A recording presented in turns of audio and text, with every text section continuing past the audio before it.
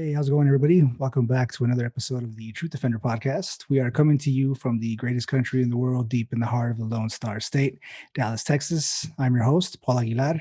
Really appreciate you guys stopping in. If you guys are watching us on YouTube, make sure you guys hit that subscribe button and hit that like button as well. Also, make sure you guys hit that bell icon so you don't miss an episode in the future. If you guys are on the go and you want to check us out, you guys can find us on Spotify, Google Podcasts, Apple Podcasts, as well as iHeartRadio at Truth Defender Podcast. You guys can follow us on social media as well. We have our Twitter account at Defender Podcast, as well as Instagram at Truth Defender Podcast.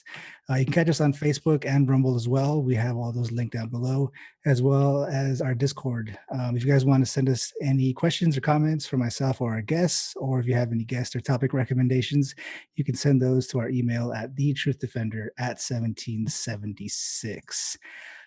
Our next guest is Paul Rimmasch. Graduated from Weber State University in Ogden, Utah, with a bachelor's degree in forensic science and a minor in photography in 1997, and with a master's in criminal justice in 2019. He has worked as a crime scene investigator for Weber-Metro CSI for the past 23 years and is a 3-time recipient of the Weber County Sheriff's Office Medal of Merit. It's awesome. Paul has certifications through the International Association for Investigations in Latent Fingerprint Examination and Forensic Photography. He is currently serving as Utah's representative to the Western Identification Network Latent Fingerprint Committee. Paul's first novel, The Lost Stones, was published in 2011, followed by a sequel, The Lost Mine, in 2015. His third book, Fingerprints and Phantoms, True Tales of Law Enforcement Encounters with the Paranormal and the Strange, came out in 2018. Paul has also published scientific papers in the Journal of Forensic Identification and Ancient American Magazine. He is an adjunct professor at Weber State University and is active in the training of law enforcement officers and crime scene investigators. Paul, how you doing, sir? Oh, good. Thanks for having me on your podcast. I'm excited. Yeah, absolutely. We are excited to have you. So there's a whole lot going on as far as working with law enforcement as well. How did that whole thing start? Were you in law enforcement before, or how did that whole thing get started? No, I'm in the civilian side of it, and so as I'm sure you're aware, there's like in law enforcement, there's the sworn and the non-sworn, and in Utah, at least, most places have their crime scene people and their forensic science people as non-sworn, as civilians. Okay. And so, yeah, it's something I've always kind of been interested in, fingerprints and forensic science and different things like that. And when I first graduated from high school and went into college, I wanted to be an archaeologist. And as you can maybe tell from some of my writings and some of my stuff, I love archaeology and ancient civilizations and stuff. And so, but yeah, one of my friends, his dad was in the FBI, and I kind of, as I got a little older, started thinking, oh, maybe that'd be kind of interesting. Law enforcement, hadn't really thought of it. But then another one of my friends, his father was in forensic science, and I was like, oh, and he described what he did, and I thought, oh, that's what I want to do. And so, yeah, I transferred from the University of Utah to Weber State because they had, at the time, the only forensic science program in the state of Utah. And I got my degree there, and then I was fortunate enough to get a job just very soon after graduation with the Weber County Sheriff's Office, and I've been there ever since. I'm approaching 24 years on the job, and it's crazy. Yeah, right. I wonder how I've lasted so long. Yeah, it can be a little bit intense, I'm sure. Especially dealing with crime scenes and stuff like that. We worked a little bit with, I was Navy law enforcement, so we worked a little bit with like CSI and stuff like that overseas. So I kind of understand the gist. But yeah, I mean, I can only imagine law enforcement and crime scenes, things like that. It can get pretty intense as far as what you guys have to see and stuff like that. Yeah, it's Utah's pretty mellow compared to most, or to, big city areas in the country.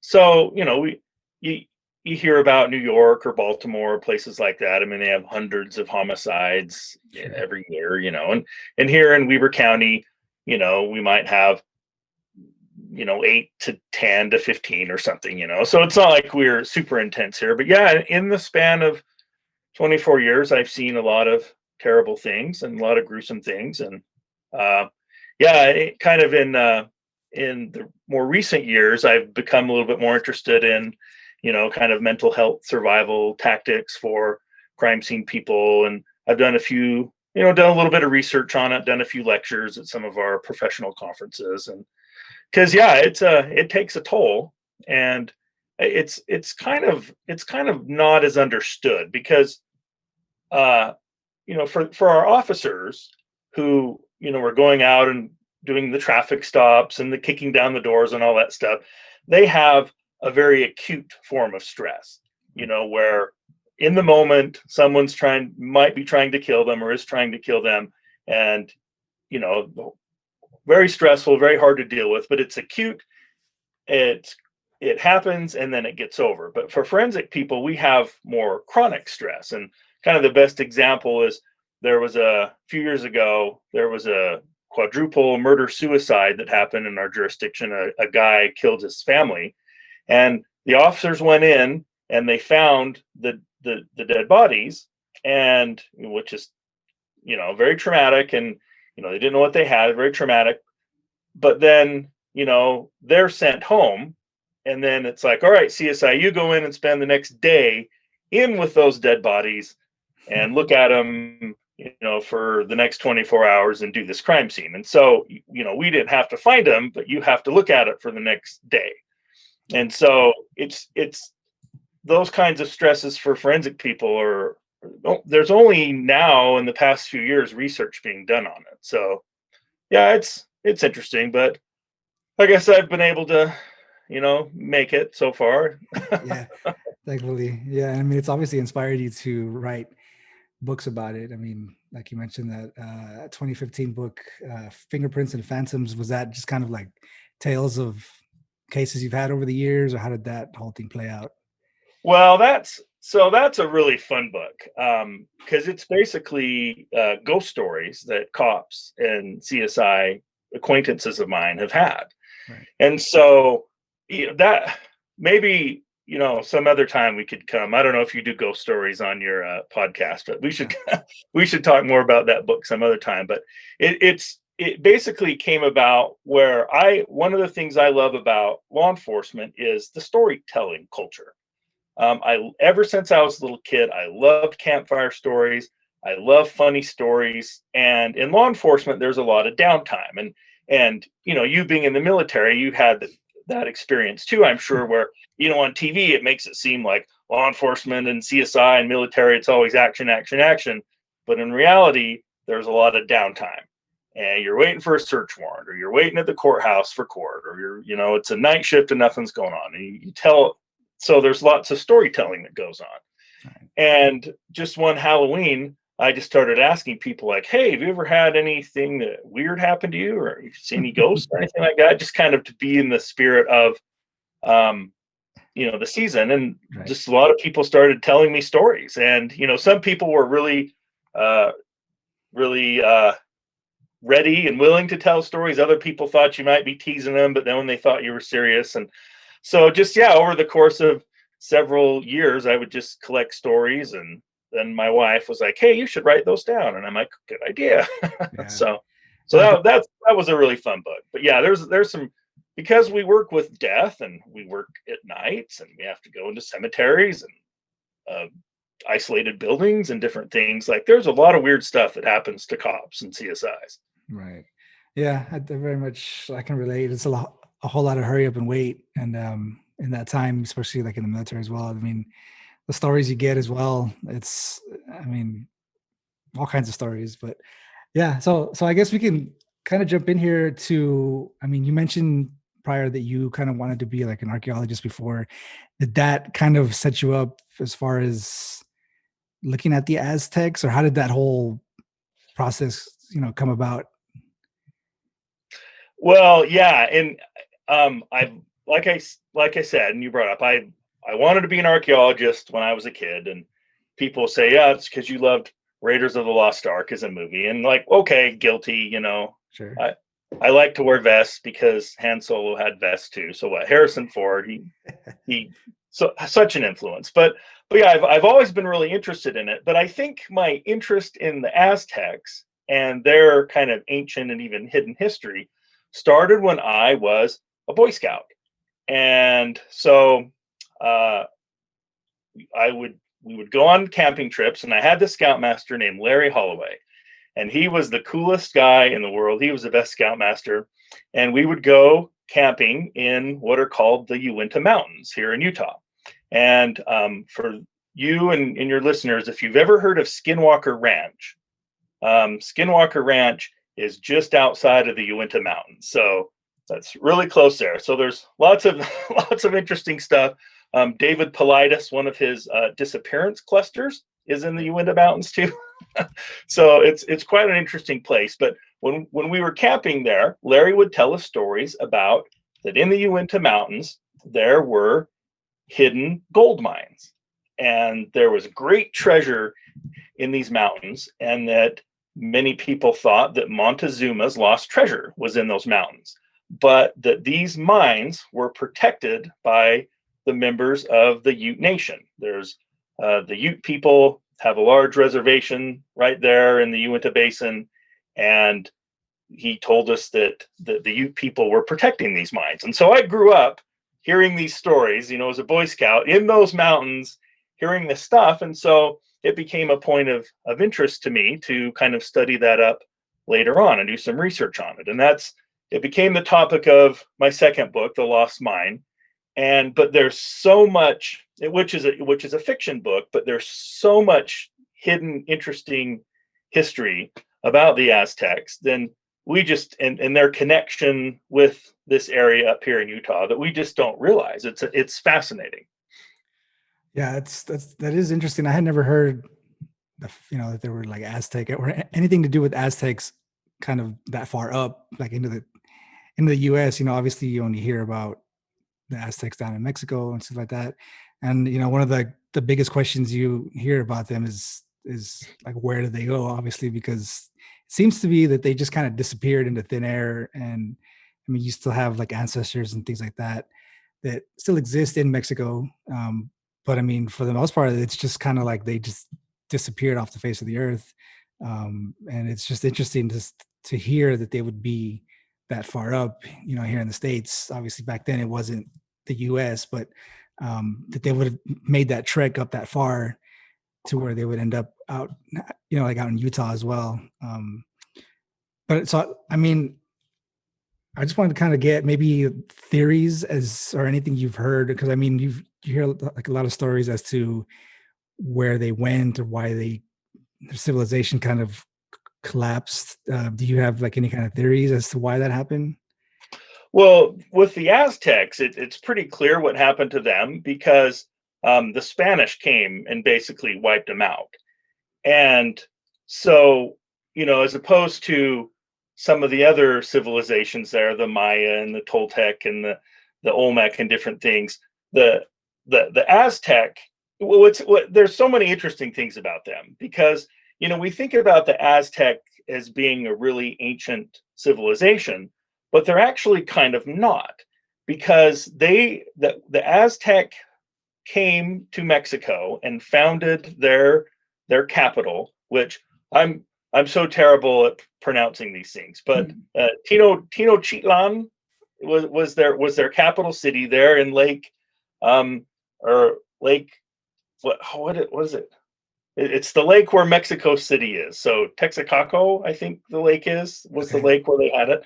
But so the capital of the Aztecs was founded in 1325 AD.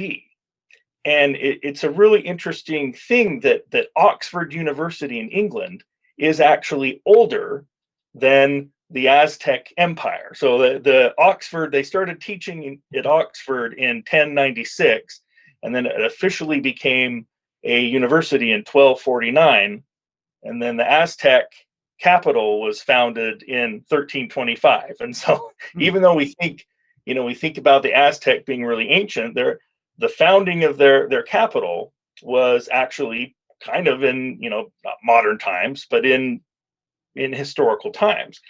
And the city that they founded, the Tenochtitlan, was an amazing place. And it's one of those things we often, it's in the Americas, we so often kind of discount what the indigenous people did. Like up in North America, the mounds and the cities and the marvelous things that were here, we discount them, and we don't think much of, the Aztecs, Spanish wiped them or whatever. But I mean, their city held over 200,000 people.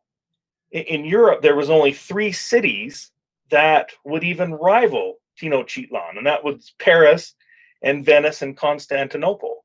Every other city in Europe about that time was smaller than Tenochtitlan. And so the Aztecs, they did just amazing things. It was a beautiful city on an island.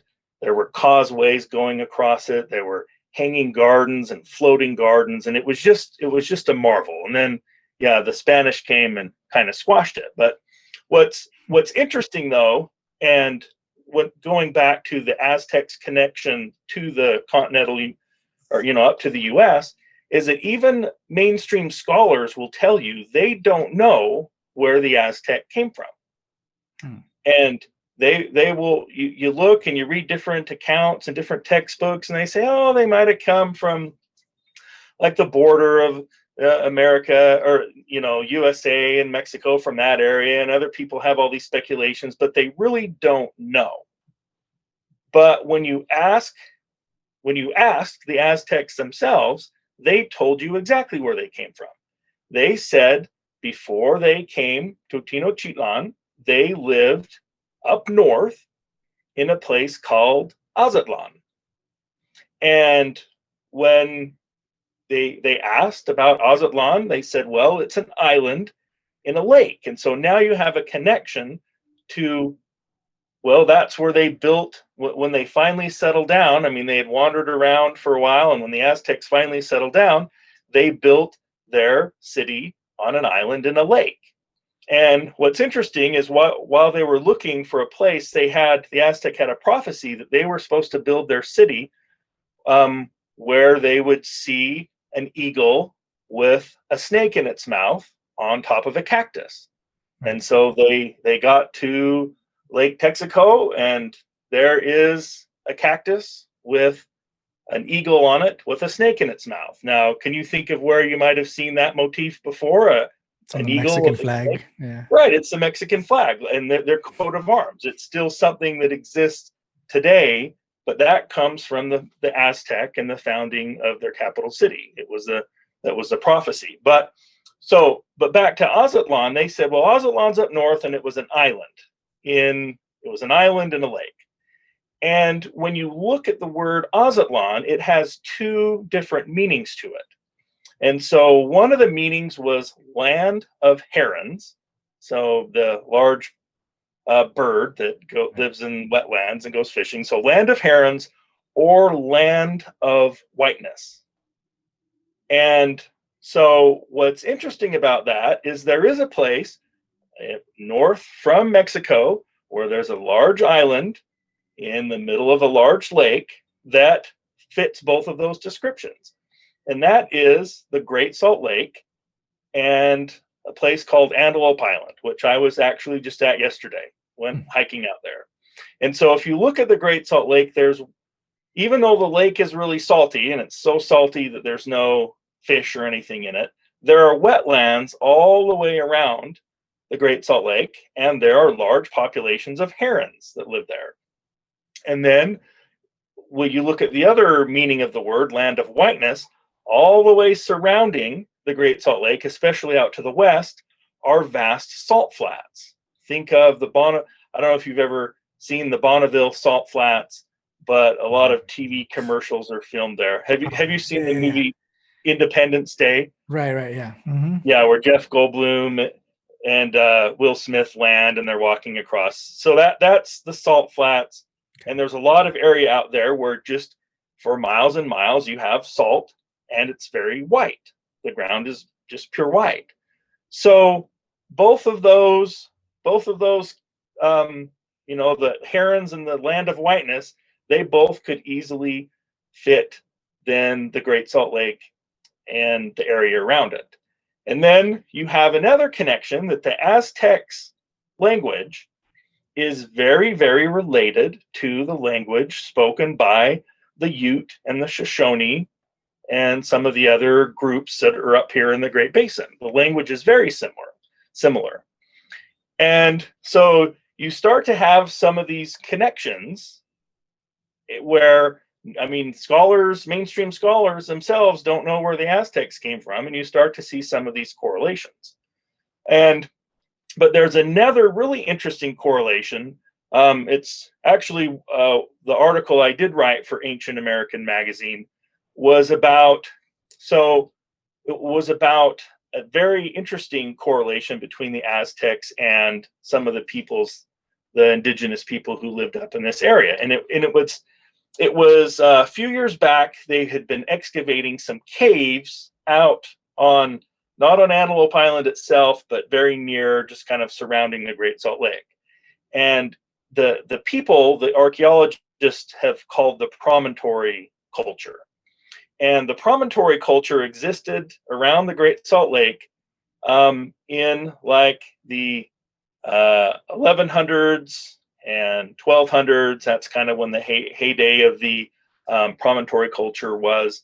And that's before the Aztecs arrived when they did. And so there could be this link there. But there was the article that I saw that piqued my interest in this is they found a lot of little gaming pieces, and the headline was really cute. It was like, oh, the archaeologists have found a prehistoric casino by the Great Salt Lake or whatever. But they found these split reeds, or like sticks, that had been kind of cut in pieces, so they were kind of flat but rounded at the bottom, and they had all these grooves and notches cut in it. And the archaeologists speculated that those were used for gaming purposes, as a kind of a dice or a kind of a game. Right. Well, it turns out that the Aztec had a very similar game that they played, and it's still played in very remote, kind of among remote Aztec-speaking people still in Mexico. They play this very similar game. And so you have kind of links all over the place. It's not definitive, obviously. You don't close the book on it, but there's all these links that say, yeah, maybe the Aztec did come from as far north as the Great Basin region. That would definitely make sense. It would make sense as far as how they were able to, I guess, live in an area like in Mexico where there's just a bunch of swamps and stuff like that. Especially if they came from those salt flats, they'd be able to make do with little to no like water. Obviously they lived like in the swamp, so there'd be water everywhere, but it would kind of make sense as to how they would be able to just kind of flourish in areas where nothing else would be able to. It's interesting. It's just to think. It's like nobody knows where they went really. Like you said, the Spanish came, stuff like that happened, but it's just kind of like people still think that they kind of vanish into thin air, and they, why that their civilizations collapse, things like that. But then also, where did they come from is like another huge question, which makes it like even more interesting because it's just kind of, maybe they just appeared out of nowhere, which is what it seems like. But, obviously if they, maybe they branched off from Native Americans at the time, maybe it's like another subset of natives at that time. They just kind of made their way down into Mexico. But it's just, there's so many weird, unexplained things that happened with the Aztecs. Obviously one of the biggest ones is their, I guess, like what would be considered like soccer and basketball put together, like their little game that they had where after whoever would lose, they would sacrifice them as well. Or even, maybe even the winners as well. They would go ahead and sacrifice them as well. Would it be Ulamalitzil or Ulamalitzli would be the game, the Aztec ball game that they play. I think I'm getting the name right. But even to this day, nobody like really knows how it's played or how they used to play it before. But they find all like all these ball courts all over Mexico everywhere, and it's just like it just adds more mystery to it as well, which is very interesting.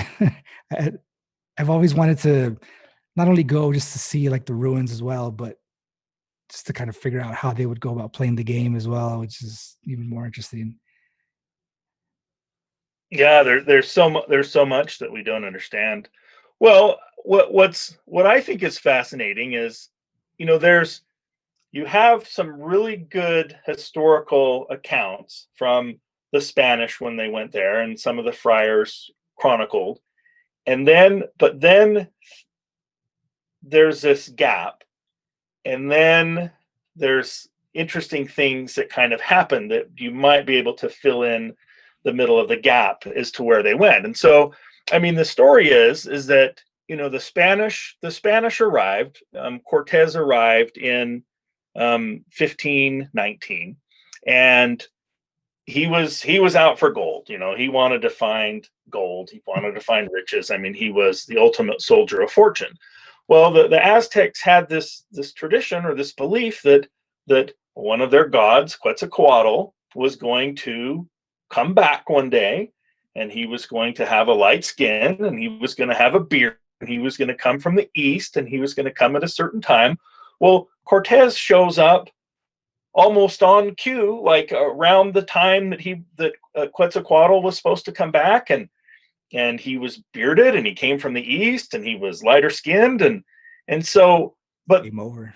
yeah, it's very, you hear people really simplify it, like, oh, Cortez was just able to defeat the Aztecs because they thought he was a god, and they really simplified, and it makes it kind of seem like the Aztecs were dumb, but they weren't. They were not dumb at all, but they were like unsure, and it didn't take them too long to figure out that he wasn't a god, that he was a ruthless dude. But at first they were unsure enough, and their emperor Montezuma was unsure enough that they were able to kind of get a foothold in there. And then a lot of the other groups that the Aztecs had conquered, because the Aztecs themselves were extremely ruthless. Right. There's just terrible stories of human sacrifice, and I mean, they were very ruthless. And so there were all these groups that they had conquered who were like, hey, maybe these new guys can help us get rid of the Aztecs. And so, I mean, the Spanish had some local allies. But so Montezuma goes to Tenochtitlan, and Cortez goes to the capital.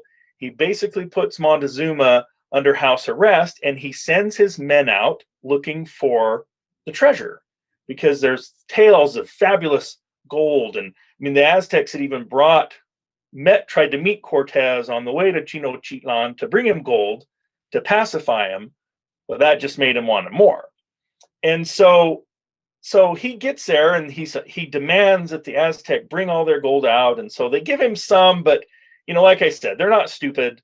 They're not sure, like, is this guy God? But no, he seems pretty slimy. So they don't give him all the gold. And the story says that they hid all of their treasure, most of their treasure, in these hidden vaults underneath different buildings in the city.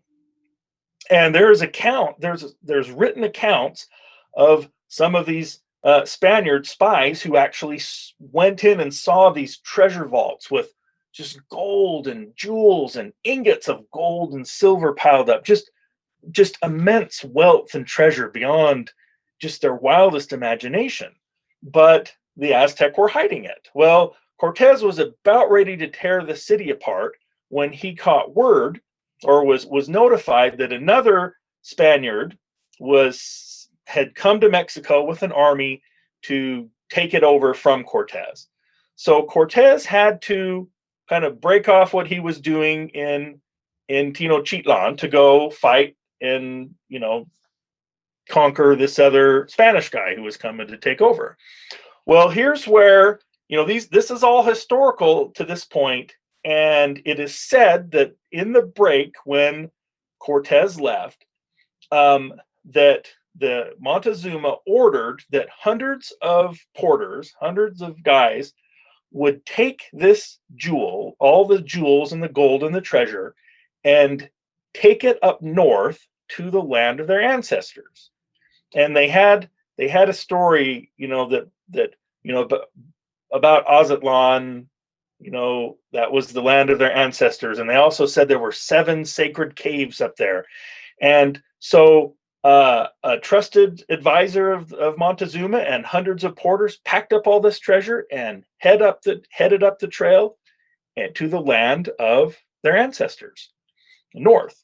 And so Cortez wins the battle. He comes back and he finds out that the treasure had all disappeared, that it was sent up north to the land of their ancestors.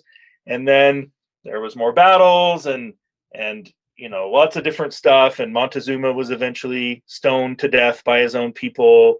And just it went bad from the Aztecs from there. And the Spanish took him over and destroyed the city, and just horrible tragedies ensued. But the Spanish never forgot that all this treasure had been sent north. And so a lot of people treat the concept of Montezuma's lost treasure as if it's a myth. But there are these historical accounts of it being there, being in the city, and then being taken north. And the Spanish sure didn't think it was a myth. They spent the next hundreds years trying to find it again. There were all these multiple expeditions to go find this place where all this treasure had taken. Now, in the meantime, the Spanish started to mine gold themselves, and it's really sad. Let me back up. So, as kids in Utah going through school, we were taught that the first European to ever set foot in Utah was Father Escalante. That he was a Spanish friar that came up north, and he with his group, and he was the first European to come and explore Utah and all these different things. Well, that's not necessarily true, because when Father Escalante got to what is now the area around Utah Lake, he found Spanish markings on trees from the miners, because different miners and different groups, they went up the old trail of the Aztecs trying to find where this treasure went. And while they were at it, they started to try to mine on their own right. They would dig mines, and in order to do that, they would enslave the local indigenous population to work in their mines for them. And they had this book, and it was like the how-to book to mine gold in the New World, and it was in Spanish. Can't remember exactly what it was called, but it had a terrible section in it where it basically said it'll cost you the lives of about 20 slaves to get 1 pound of gold or something. Like, there was this terrible calculus written right in the book of like, you will work 20 slaves to death in order to get this much gold. And so they were all over the Southwest and the Great Basin looking for gold and mining. And so when Father Escalante gets to Utah and Utah Lake area, he writes in his journal, "Oh, I saw the symbols written on the trees from Spanish miners." And so he himself says he was not the first Spanish person to get up into Utah. But, I don't know if it's, they don't like that history, mainstream scholars, or if it's just easier to say he was the first one or whatever. But so where it gets interesting, and this is where the stories that I was told around the campfire start to intersect with the stories of Montezuma's lost treasure. So there was a Ute chief, and his name, I can't pronounce his Ute name, but when he was young, when he was born, he was given the name of Iron Twister because he was very strong. And so when Iron Twister was a baby, his father went and dipped him in the waters of Spirit Lake in the Uintas. And Spirit Lake is, we know where that is today. That's still there.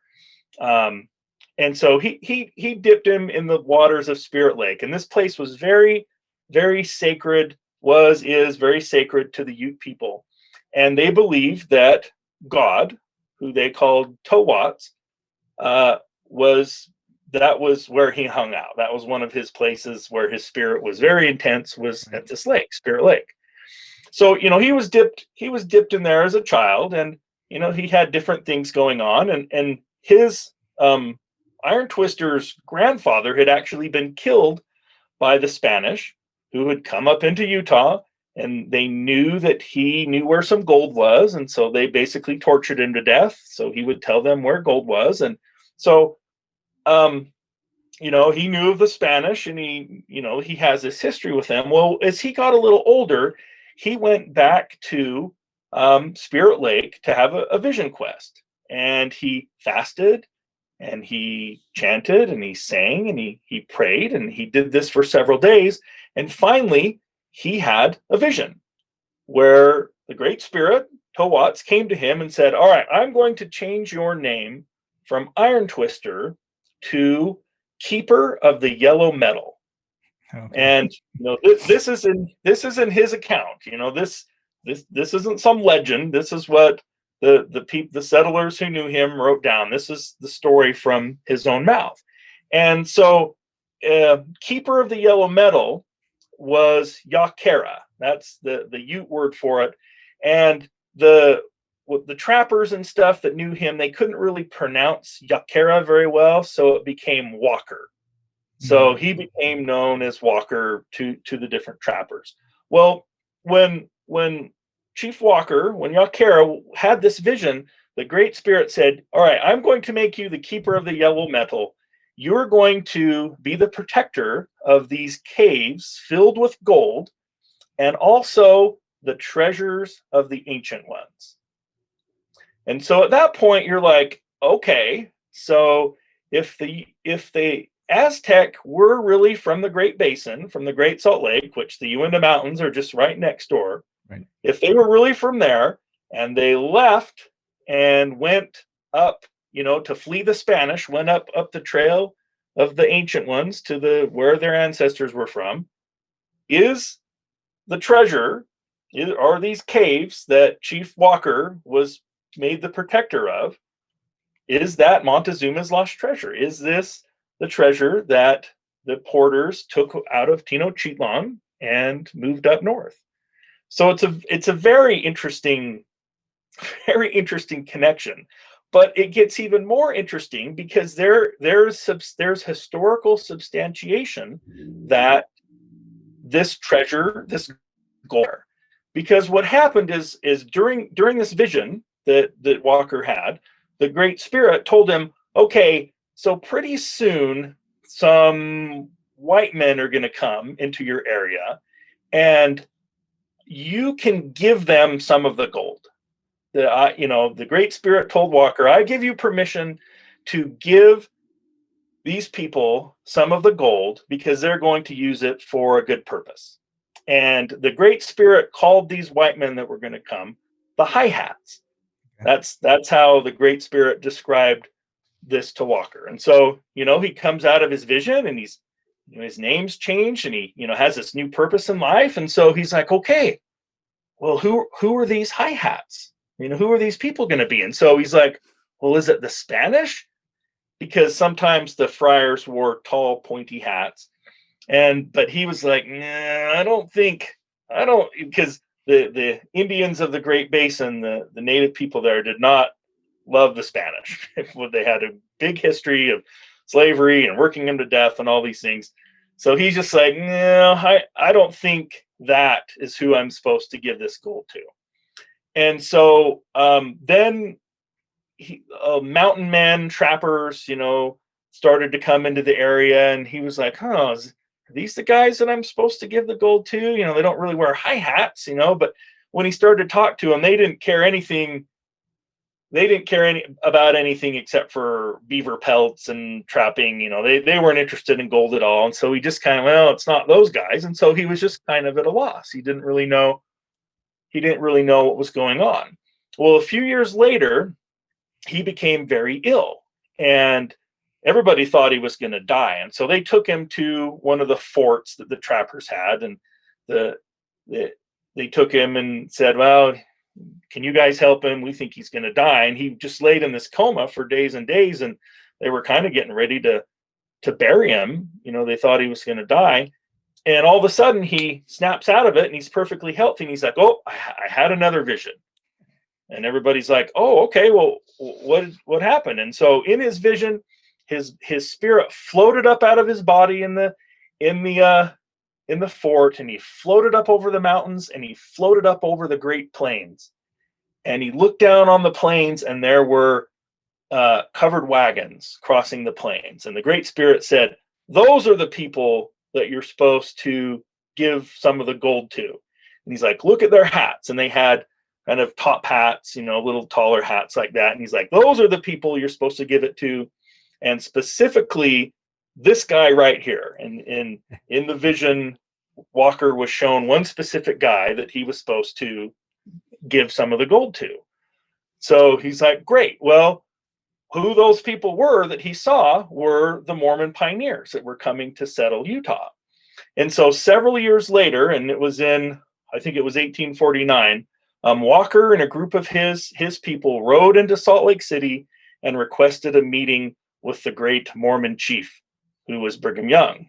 And so he goes in and he has this meeting, and he's like, I want to meet with you. I want to smoke a peace pipe with you so our people can live in peace. And so Brigham Young meets with Walker and his delegation, and there's a group of important Mormons there that are with Brigham Young. And Walker's looking around the group, and he sees one guy, Isaac Morley, and he's like, I've seen you before in a vision, and we're meant to be friends. And so they're like, okay. And so kind of long story short, I mean, there's more to the story than this, but they eventually get to the point where Isaac Morley and a different group of people, they move down to live amongst the Ute people in an area. And, he comes to him one day and says, hey, I had a vision a few years ago where I was told I was supposed to give you some gold. And so how'd you like that? Like, oh, okay. Well, it's interesting, and it was very timely for the Mormon people because they came out to escape persecution. They established their religious kingdom out here in the Great Basin, but they were very poor, and they didn't have a way to trade with other settlers who were crossing through Salt Lake City to go on to California and Oregon and different places like that. So they had their own currency, they had their different things, but they didn't have a means to trade with other people. And then also they were building the temple, the Salt Lake Temple, which is a very iconic structure in Salt Lake, and they didn't really have anything to do that. So they were kind of in a pickle. Well, here comes Chief Walker saying, well, I was told to give you some gold. And they're like, oh, well, great. We actually kind of need some of that. And so, and here's where, you could all say this is myth and this is, old stories or whatever, but eventually it came to the point where they agreed on a certain person who would go and retrieve gold from these sacred caves where the treasures of his ancestor were. And it eventually became a guy named Thomas Rhodes. And where this isn't legend anymore, is it was known when Thomas Rhodes would leave Salt Lake City. It was written in the papers. Thomas Rhodes, Brother Rhodes, is leaving to go get some gold. He would leave with empty pack horses, and 2 or 3 weeks later, he would come back into Salt Lake City, and he had all this gold. He wasn't gone long enough to mine it, but he just had these bags of gold. And there's documents that say, okay, Brother Rhodes has turned in such and such amount of gold to the treasury. And then, so, I mean, there's all these historical accounts of him going and coming back with the gold. And so, people can say, oh, well, it's just old stories or whatever, but you have this clash of history that turned into myth, but then became history again. Because Thomas Rhodes, he wasn't gone long enough to mine the gold. He was basically, because Uinta is by horseback, is quite a ways away from Salt Lake City. He would go and then come back just with these bags of, gold.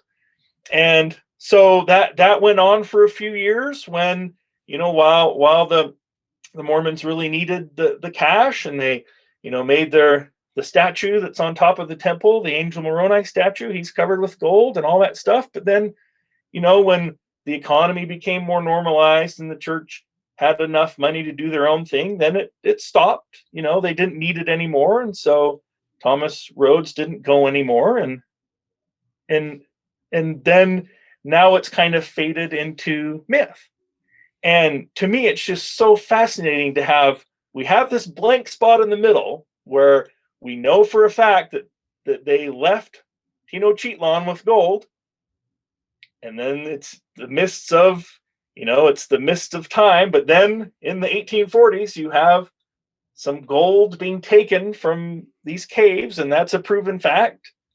And so, what happened in the middle, that's legend, I guess, and conjecture, but it's fascinating. And so, like I said, as a kid hearing these stories, I'm like, that gold could just be right over that hill, because we're up in the mountains, because nobody knows where it's at. And there's other stories out there where prospectors are trying to find the gold, and the Ute people chase them off their land, or they think they find something, and then they utterly forget where it was, and they can't find it the next day, like their mind was wiped. And you just have all these stories out there. I mean, there's books and documentaries filled with people who've tried to find it, and just it's like it's cursed. Like the people who want to find it for their own gain can't. And so, just fascinating stuff. It's so crazy. I guess that explains the link with, I've seen settlements in Mexico, like Mormons living out there as well. I guess that's kind of like the connection, from then. But I've seen them out there as well. A lot of people, like white people, and just are you from Mexico? Like, no, we're from the States, but we live out here. And I'm like, what? Why? Or how? It's like, oh, we live over here and this whatever, blah blah blah. And it's just a weird place that you would find Mormon people out in the middle of nowhere in Mexico. And it's just why do you guys live out here? I just always thought that was funny, but now I can kind of connect the dots as to maybe that's probably why, that sort of thing happens, from back then. But where does the whole Montezuma's revenge thing come? Because I know I'm thinking of another Montezuma's revenge, and if anybody's actually been to Mexico, you would, what we're talking about. But that actually comes from something. Where did that, that whole thing start? Well, I think it's probably like a playful way. Montezuma's revenge is when you drink the water, right? And you get sick. That's why they say drink the Coke down there. But the Mexican Coke in the glass bottles is the best. The best ever. But I can't remember if Montezuma cursed. If he cursed the Spanish or not. If there's some, gosh, I should know that. But I mean, it is interesting. When some of the Spanish were fleeing, when the Aztecs mounted a little bit of a resistance after Montezuma died, some of the Spanish soldiers were fleeing, but they had their arms full of gold, and they were trying to get through the swamps. And had they dropped their heavy loads of gold, or those who did drop their heavy loads of gold were able to escape. Right. But those who wouldn't let go of their gold, the Aztecs were able to catch them and kill them. And so I always think of that. That's quite an interesting parable in our own lives about, being too greedy or being too stuck to our things. But yeah, I think I could be wrong, but the Montezuma's revenge, that's kind of a playful way of just saying, yeah, if you're not from here, the water might make you sick. But it's true. It's true all over the place. I mean, yeah, you go to Mexico, you make sure you drink the bottled water. I was overseas in the Middle East as well for a while, and it's true out there as well. it seems to be kind of all over the place. Oh, so you were in the Middle East? Yeah. So did you ever see camel spiders over there? Yeah, I did actually. Yeah, Oh, those things are they're terrifying. pretty big. It's kind of I mean, I know for a while back, like in, I want to say 2010, 2011, was kind of the time I was out there. But um, before then, like when like 9/11 happened and all the troops started going out there, for a long time, you would see like on the internet, like pictures of giant camel spiders eating like dogs or other like birds and stuff. And I never saw anything that big. But yeah, I mean, they're pretty big. They're just kind of rolling around out there in the middle of the desert. For a lot of the guys, if you were sleeping out like in the desert or whatever, you kind of have to sleep in your sleeping bags tied up. Make sure that when you go to sleep, you check your boots in the morning, check all your gear, because a lot of guys would have them like in their boots and stuff. So yeah, you gotta be real careful because they're out there running around in the desert too. It's real weird. I mean, you just see things kind of like running around the desert, like on the floor, and it's like, what is that? And then you see, and it's like a giant spider, whatever. No, hell no. It's not a good thing. It's pretty. Yeah, one of the cops that I know, a lot of cops also did military service too, and one of the guys told me about somebody in his unit tried to shoot a camel spider, but ended up shooting himself in the foot. That's not good. I think it surprised him so bad. He's like, "Wow!" Shot it with his rifle and ended up getting his own foot. But it's definitely. I mean, obviously, if you're not used to seeing something like that, it's terrifying, obviously, but it's just like so. I mean, I can only imagine what I've never been to the rainforest, but from the stories you hear, there's like spiders that are even bigger. But like here in the States, if it's not a tarantula, and even if it's not a big one, you don't see anything like that here. But out there, it's just like normal. I mean, yeah, it's weird. Yeah, it's I wouldn't care to see one of those. no, especially like in the middle of the night or something. That's the worst. Like, when you're trying to sleep and you feel something, yeah, no thanks. Let's not do that. Yeah, for sure. No, yeah, it's so. Is there any other works, maybe like in the plans for another book, maybe, or something into the topic as well, or did you is that whole thing kind of done and over with? Yeah, I think probably my next book will be a follow up to my Fingerprints and Phantoms book. Just get some more cool stories. I've heard some interesting stuff since that book has come out. I think, yeah, my book, The Lost Mine, deals. I mean, it's a fictional story, but it deals with the Montezuma's lost treasure and in the Uinta Mountains and everything. And then I wrote an article for Ancient American Magazine about it. So yeah, I mean, I think as far as research goes, I've probably gone as far as I'm going to go on it. But I love it. I mean, it's actually the Montezuma's lost treasure and the idea that it's somewhere up in the Uintas. That's kind of my all time favorite just legend. Especially since there's so much validity to it. Like that something happened. And like one of the documentaries I watched on Montezuma's lost treasure and the Uinta Mountains and everything, the Forest Service was on there saying, "Oh no, there couldn't be gold in the Uinta Mountains. The geology's wrong and everything. And no, there's nothing out there. Nothing to see here, people." And it's like, but we have these historical accounts of people leaving Salt Lake City, like it was in the newspaper, the Deseret News, and he would leave and he would come back and he had the gold. And where did it come from if it wasn't there? And it's so interesting. The name of your podcast, Truth Defender. There's so many interesting facts and truth out there that for whatever reason the mainstream researchers and media just they want to squash it. And to me it's like something happened. The gold, like you can look up, if you're in Salt Lake City, you can look up and see the Angel Moroni statue on top of the temple, and he's covered with gold. That came from somewhere. I don't know. So I love, it's my favorite legend. I mean, legend slash I mean, it's part legend, but there's so much truth about it. But yeah, as far as probably researching or writing more about that topic, I've kind of probably come as far as I can go.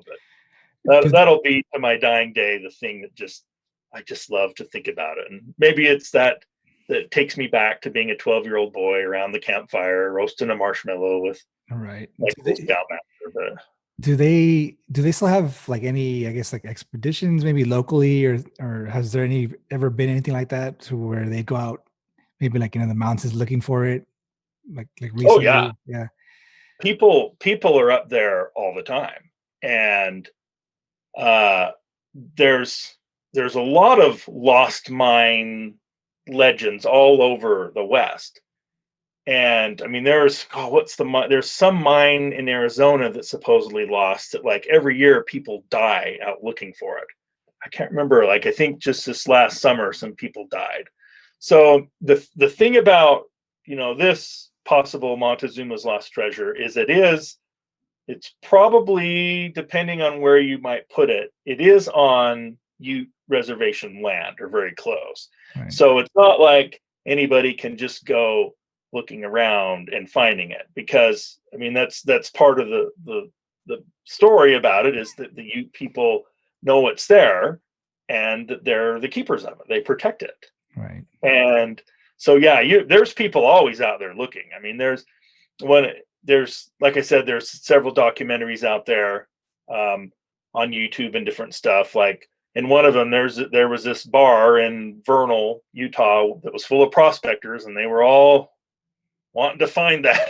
Like that legend is still alive and well. Like people are out there kind of looking for it. But yeah, it is protected, and it's if you look at the kind of what Chief Walker said, that gold does not belong to man, it belongs to God, and it's only supposed to be used for good purposes. And if you don't have a righteous purpose for it, then you're not going to find it. And that was always part of their legend, and it was always part of from him even back to his forefathers. That was what they thought about it. So but yeah, it's up there. Something's up there. Yeah, which is a good rule. The last thing we need is greedy people with bad intentions having more money. That's like the last thing we need. Well, and I guess we go back to what happened to those Spanish soldiers who wouldn't drop their gold and were killed. I mean, we all, we are not material beings. I mean, we're not happy when we are so overcome with greed and materialism and different things. I mean, we're never going to reach higher levels of understanding or consciousness or whatever if we're so focused on riches. So I mean, yeah, it is an interesting metaphor for all of us. Right. Definitely. Yeah, it's definitely interesting to think about where it is, and hopefully maybe someday somebody finds it and does something good with it. But until then, it's probably better that it's not found. Yeah, absolutely. No, sir. So what we can do is, can you let everybody know where they can actually find your books so they can go in and buy those as well? Yeah, so all my books are on Amazon.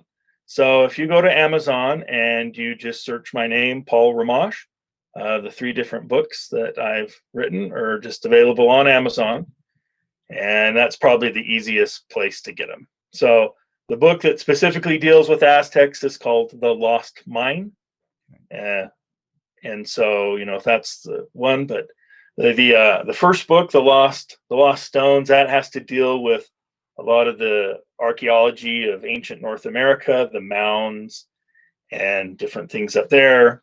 And so that's also a fictional book, but deals with true archaeology stuff there. And yeah, and then the Fingerprints and Phantoms, that's the true stories of cops and CSIs who've had ghostly or strange encounters. Definitely have to have you back on for that one, because we definitely do all kinds of creepy stuff on here as well, ghosts and all kinds of things. So that's definitely up our alley as well. So we'll definitely have to schedule something soon for you to come back on that one. I'd love to. It'd be my pleasure. Absolutely. And is there anywhere on social media that you have where people can follow your work? Maybe because I know I find you on Facebook, but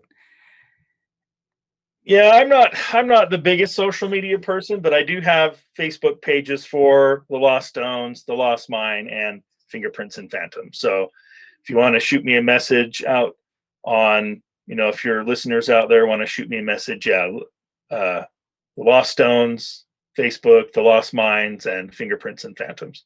yeah, absolutely. And we'll have all those links down below, as well as the books on Amazon as well. We'll link those in the show notes as well for everybody. But sir, I really appreciate your time. I really appreciate you coming on and enlightening us about the Aztecs as well. It was extremely interesting. But like I said, we'll definitely have to have you back on so we can go ahead and talk about those ghost stories as well. I have a few of my own as well. If you, I'll go ahead and shoot I you. would love to hear them because, yeah, the military's in the same boat. You're out at night, you're in strange places, you deal with death. I mean, it's all kind of the same. They're two sides of the same coin. Yeah, absolutely. I'd love to hear your stories. Absolutely. So we'll get those on over. Like I said, I appreciate your time as well. We'll have you back on as well for that. And if everybody else, when it comes to the books and things like that, I'll have all those linked in the show notes as well. If you guys want to catch us on the go, like I mentioned before, you guys can catch us on Spotify, Google Podcasts, Apple Podcasts, as well as iHeartRadio at Truth Defender Podcast. If you guys aren't already subscribed, please go ahead and hit that subscribe button for us, as well as the like button and the bell icon so you don't miss shows as they come out. We're going to be having a few other guests here within the next couple of weeks as well. I know it's kind of been scattered, but things have been kind of hectic lately. We had that whole thunderstorm out here in Texas. So we were kind of struggling through that for about a week. Finally got up and running, started a new job as well. So that's kind of been crazy. I've been super busy with school also. So it's just kind of been getting it in where I can fit it in. So that'll be kind of happening here for the next few months as well. But like I mentioned, you can hit us up on social media. I'll have all those linked down below: Twitter, Instagram, Facebook, and Rumble as well. We have a Discord, which I'll have linked down below. If you guys have any questions for myself or our guests, or you have any kind of recommendations for guests in the future, you can go ahead and shoot us an email at thetruthDefender1776@gmail.com. We really appreciate you guys stopping back in, listening to this show as well. I'll be looking out for a couple more shows here at the end of the month. We really appreciate you guys. You guys stay safe out there, stay blessed, and as always, stay frosty. Perfect.